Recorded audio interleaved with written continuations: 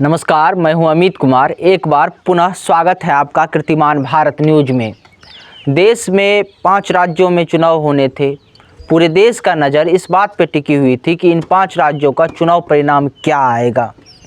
इन 5 राज्यों का चुनाव परिणाम आ भी गया पूरे देश के सामने। इन 5 राज्यों में अगर एक राज्य पंजाब को छोड़ दे तो बाकी के जो सभी राज्यों में बीजेपी अच्छी प्रदर्शन की।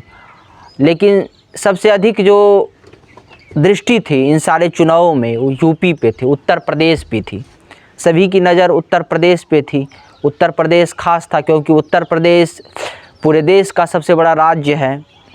उत्तर प्रदेश एक हिंदुत्ववादी नेता योगी आदित्यनाथ का गढ़ है, जहाँ से एक उत्तर प्रदेश से ही योगी आदित्यनाथ मुख्यमंत्री थे।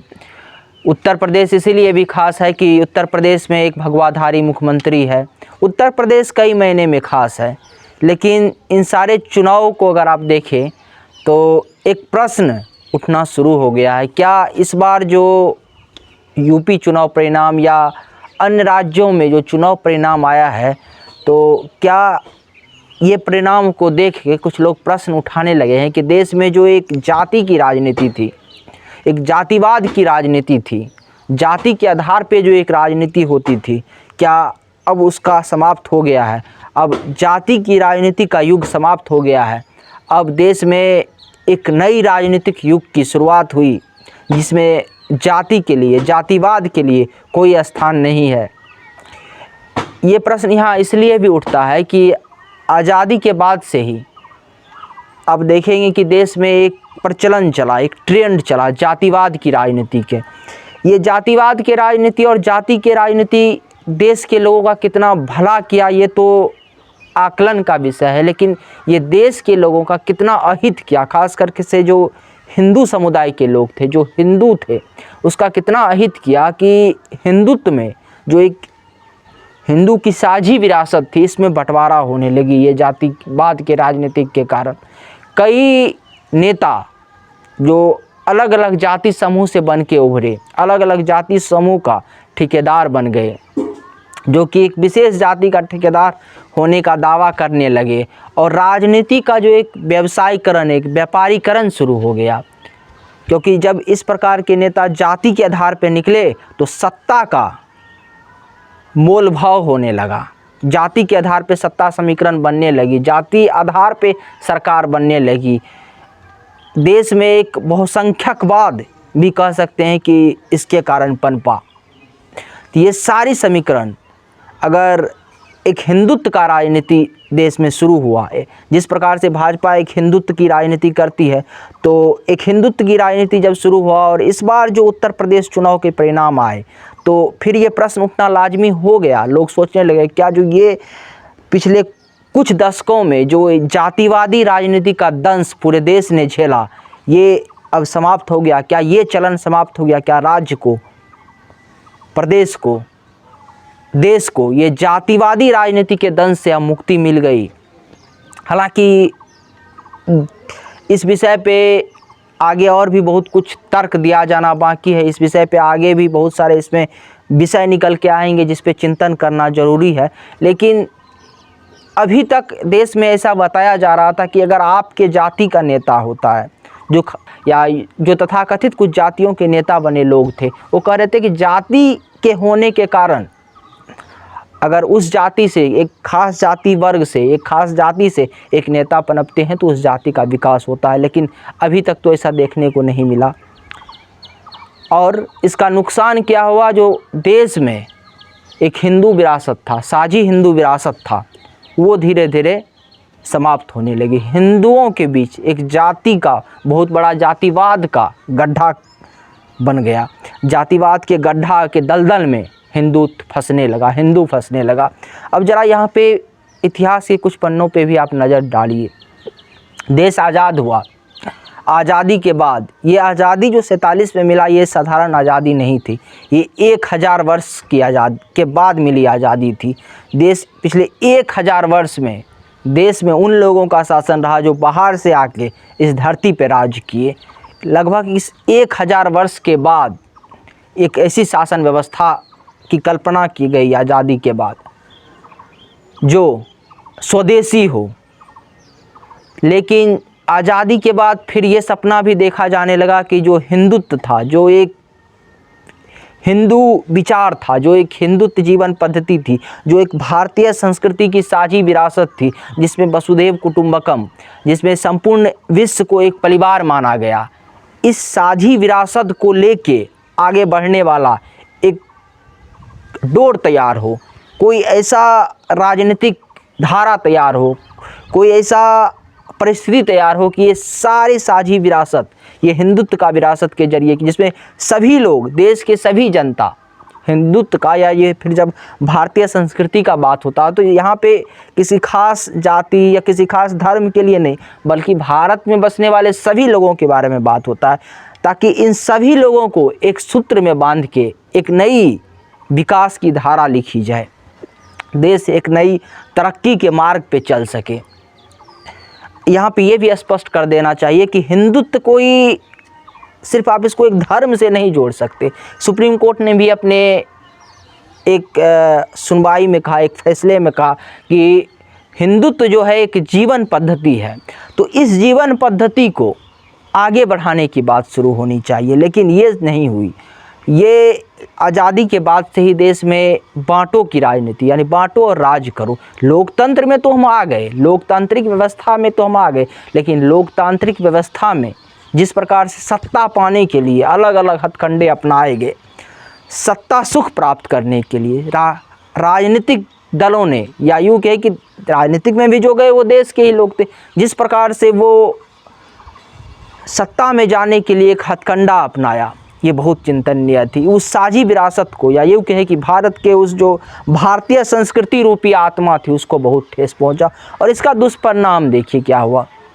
दुष्परिणाम इसका ये निकल के सामने आया कि देश में जो भ्रष्टाचार, आज जब देश में भ्रष्टाचार बढ़ रहा है तो हम सब इस विषय पे चर्चा करते हैं, हम सब इस विषय पे चर्चा करते हैं कि देश में भ्रष्टाचार नहीं होना चाहिए, बहुत ज़्यादा भ्रष्टाचार हो गया है। तत्काल उस पर कानून भी बनता है, भ्रष्टाचारियों के लिए कुछ सज़ा का प्रावधान भी किया गया है कानून के अंतर्गत, वो सज़ा भी उनको प्राप्त होता है। लेकिन इसके परिप्रेक्ष्य में जाइए, क्या इन सारे चीज़ों को करने से भ्रष्टाचार मुक्त हुआ क्या समाज, क्या देश भ्रष्टाचार मुक्त हुआ? तो कभी हम उस चीज़ों के जड़ में जाने का प्रयास नहीं करते, ताकि किस प्रकार से जब हम उस चीज़ों के जड़ में जाएंगे, आखिर ये भ्रष्टाचार का कारण क्या है, इसका परमानेंट सलूशन क्या है, 100% भ्रष्टाचार क्योर करने का तरीका क्या है, कभी हमने उस चीज़ों के जड़ में नहीं गया, कभी हम लोग उन चीज़ों के जड़ में जाके उसका चिंतन नहीं किए, देश कभी उन चीज़ों के जड़ में जाके उसका चिंतन नहीं किया। अब भारतीय संस्कृति, अब सोचिए, जो संस्कृति वसुधैव कुटुंबकम, सारे विश्व को अपना परिवार मानता है, यहाँ पे एक चीज़ और बताना आपको चाहता हूँ कि ये भारत जो है, जो देश है, अपने देश का एक छवि है भारत का पूरे विश्व में, विश्वगुरु का, भारत को विश्वगुरु कहा जाता था। कई लोगों का देश में सपना है कि भारत एक बार पुनः विश्वगुरु बने। यहाँ सुपर पावर का कॉन्सेप्ट नहीं था, विश्वगुरु। विश्वगुरु हम क्यों थे ये जानते हैं आप? विश्वगुरु हम इसीलिए थे कि हमारे यहाँ लोग शिष्टाचारी थे, संस्कारी थे, ईमानदार थे, सिद्धांतवादी थे, सज्जन थे, हर प्रकार के लोग थे हमारे यहाँ, जो एक समाज को, हमारे समाज को, हमारे एक भारतीय संस्कृति को एक उच्च विचार, उच्च मापदंड दे पाए। लेकिन आज़ादी के बाद जब 1000 वर्ष तक देश गुलाम रहा तो इन चीज़ों को नष्ट करने का प्रयास किया गया, तो इन सारे चीज़ों को नष्ट करने का प्रयास किया गया। लेकिन वही फिर सुप्रीम कोर्ट का जो एक टिप्पणी थी कि हिंदुत्व एक जीवन पद्धति है, चूँकि ये जो संस्कृति थी, हमारी जो धर्म थी, ये हमारी जीवन पद्धति से जुड़ी हुई चीज़ थी, तो फिर भी ये पीढ़ी दर पीढ़ी इसको नष्ट नहीं हुआ, कुछ ना कुछ वो हमारे पास बचा रहा। और पीढ़ी दर पीढ़ी ये 1000 वर्ष के प्रयास के बाद भी ये संपूर्ण रूप से नष्ट नहीं हुआ और पीढ़ी दर पीढ़ी बढ़ते गया। तो ये चीज़ जो थी, ये जो हमारे पूर्वज से, क्या ये जो पीढ़ी दर पीढ़ी हमें जो संस्कार मिली, तो यहाँ से ये नींव तैयार होती थी कि राष्ट्र क्या है, देश के प्रति कैसी भावना होनी चाहिए, देश के प्रति न्याय होना चाहिए। अब लोग भ्रष्टाचार क्यों करते हैं? आप इसको एक छोटा सा उदाहरण के जरिए समझिए कि जब आप ट्रेन में चलते हैं, जब आप रेल में चलते हैं, तो वहाँ लिखा रहता है कि रेल आपकी ही संपत्ति है, आप इसको क्षति ना करें। लेकिन ऐसा कहने की हमें नौबत क्यों पड़ती है? लोगों के अंदर से वो विचार स्वतः क्यों नहीं आता जो नहीं ये रेल है, ये समाज है अपना है, ये रेल है अपना है, ये अपनी ही समाज की चीज़ है। ज़रा यहाँ सोचिए। लेकिन यही सब विषय थी, इन सारे विषयों पे काम नहीं किया गया। लोगों कानून तो बनाए गए, एक कॉन्सेप्ट तो लाया गया, लेकिन उसके जड़ में ये इस प्रकार से आप समझिए कि अगर आपको फीवर आ जाए और आप पैरासीटामोल के एक टेबलेट खा के उस फीवर को तो दबा देते हैं, लेकिन उस फीवर का आप जांच नहीं कराते, ब्लड टेस्ट नहीं कराते कि उस बुखार आने का, फीवर आने का वजह क्या थी। तो इन चीज़ों पे काम नहीं किया गया। लेकिन जब 2014 के बाद जब प्रधानमंत्री नरेंद्र मोदी की सरकार आई, तो मोदी की सरकार से यहाँ से एक लहर चालू हुआ, एक भावना तैयार हुआ लोगों के बीच में। इस प्रकार की एक अवधारणा बनना तय हुआ कि नहीं, ये भाई देश अपना है, ये समाज अपना है, ये एक राष्ट्रीयता का जो भाव जगा, एक हिंदुत्व राष्ट्रवाद जिसको आप कह सकते हैं। हिंदुत्व राष्ट्रवाद के मतलब पुनः मैं ये यहाँ स्पष्ट कर दूं कि हिंदुत्व राष्ट्रवाद किसी एक धर्म विशेष, जाति विशेष या वर्ग विशेष से नहीं। हिंदुत्व राष्ट्रवाद का अर्थ होता है कि इस धरती पे यानी भारतवर्ष में रहने वाले संपूर्ण लोगों के अंदर एक राष्ट्रवाद का भावना जगा। और यही राष्ट्रवाद की भावना थी कि जो हिंदू जाति में बटी थी, तो 2014 के बाद इसमें संगठित होने के लिए, एक साथ जुड़ने के लिए ये तैयार हुए और एक साथ ये जुड़े, एक साथ ये लोग संगठित हुए, हिंदुत्व संगठित हुआ और इसको एक जो विकास की अवधारणा थी इसमें लिखी जानी शुरू हुई। मोदी के बाद योगी आया, जो हिंदुत्व पे जब लोग बात करने लगे तो ऐसे लोगों को लोग पसंद करने लगे जो हिंदुत्व के विषय में बात करने लगा, जो हिंदुत्व का बात करने लगा, और देश ने योगी को भी स्वीकार किया।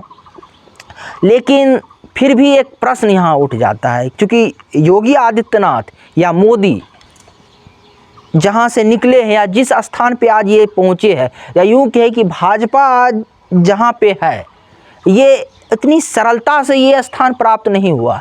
इसके पीछे उन करोड़ों लोगों का, उन हजारों लोगों का योगदान है जो अपनी ज़िंदगी, जो अपने पूरे जीवन दांव पे लगा दिए, जो अपने पूरे जीवन सिर्फ इस कल्पना के साथ, इस सपने को साकार करने के साथ लगा दिए कि भारतीय संस्कृति का पुनः उत्थान होगा, भारतीय संस्कृति पुनः पूरे विश्व में अपनी परचम फहराएगी। इस विचार के साथ जो लोग चले, तो उन लोगों में कई पीढ़ियाँ इसमें बीत गई, कई पीढ़ियाँ इसमें खप गई, और लगातार लोग प्रयास करते रहे, लगातार इसमें कई संगठन और उस विशाल हृदयवादी लोग, विशाल जो राष्ट्र, जिनके हृदय में राष्ट्रवाद था, जो पीढ़ी दर पीढ़ी आई हुई थी, जो संस्कार से आई हुई थी, जो लोग संत परंपरा से आए हुए थे, तो उनमें, जिनमें उन धर्मों को जानने का, जिसमें उन चीज़ों को जानने की क्षमता थी, जो उन चीज़ों को जानते थे, जो हिंदुत्व के विशालता को जानते थे,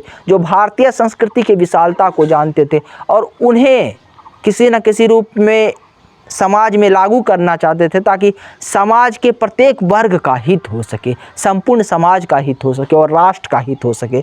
तो उन संपूर्ण लोगों के प्रयास ही था कि देश में हिंदुत्व संगठन हुआ, और 2014 के बाद ये फलीभूत होने लगा। तो जातिवाद, धर्मवाद की जो राजनीति थी, इस पे राष्ट्रवाद की राजनीति हावी हो गया, और एक समरस विचार बनाने, एक राष्ट्रवाद का जो विचार चला। ये भी यहाँ पे एक चीज़ और बताना बहुत ज़रूरी हो जाता है कि योगी आदित्यनाथ भी आए, मोदी भी आए, लेकिन मंदिर बना, भारतीय संस्कृति के लिए बहुत सारा कानून बना, बहुत सारे मंदिर बने, रामायण सर्किट बने, बहुत सारे ऐसे आज काम किए जा रहे हैं जहाँ पे भगवान राम का जिक्र होता है, भगवान कृष्ण का जिक्र होता है, या हिंदू जो विरासत है, जो भारतीय संस्कृति का विरासत है, उसका जिक्र होता है।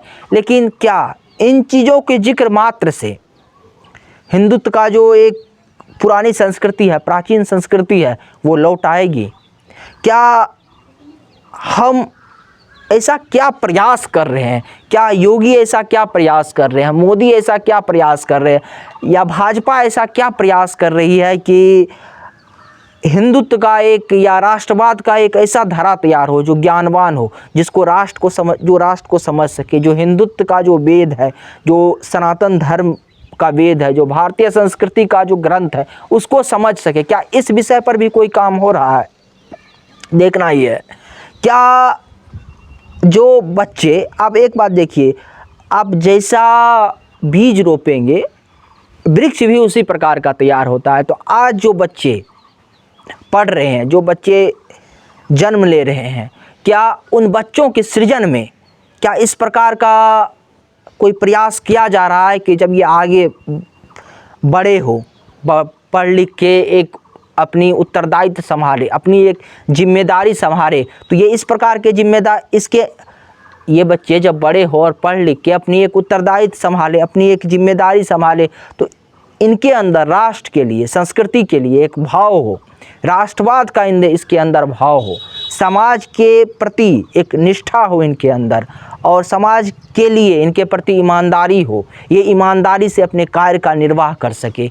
ये जो भारतीय संस्कृति का जो अच्छे चीज़ें हैं, जो हमारे धार्मिक ग्रंथ में कुछ अच्छी चीज़ें लिखी गई है, क्या उनका ये अनुसरण करके आगे बढ़े? क्या इन चीज़ों पे फोकस किया जा रहा है? ये इसीलिए भी जरूरी हो जाता है क्योंकि मुख्यमंत्री योगी आदित्यनाथ एक संत परंपरा से आए हैं। वो धार्मिक ग्रंथों में लिखी हुई अच्छी बातों को समझते हैं। उन चीज़ों को समाज में, देश में लागू करने की आवश्यकता है ताकि भारत एक बार पुनः विश्व गुरु बन सके। और लोगों की अपेक्षा भाजपा से है, क्योंकि भाजपा हिंदुत्व की बात करती है, भाजपा राष्ट्रवाद की बात करती है। तो फिर प्रश्न ये भी उठता है कि भाजपा के नेताओं को इन चीज़ों पे ध्यान देना चाहिए कि किस प्रकार से इस प्रकार का बीजारोपण किया जाना चाहिए कि कल हो के किसी को राष्ट्रवाद के विषय में समझाना ना पड़े। जन्म के साथ बच्चे की शिक्षा दीक्षा में, परवरिश में इस प्रकार के विचार दिया जाए कि वो राष्ट्र के प्रति, समाज के प्रति अपने कर्तव्य को समझे और उनको अपने कर्तव्य का बोध हो। इसी के साथ अपने वाणी को विराम देते हैं। अगर आपने अभी तक हमारे चैनल को सब्सक्राइब नहीं किया है तो कर लीजिए। धन्यवाद।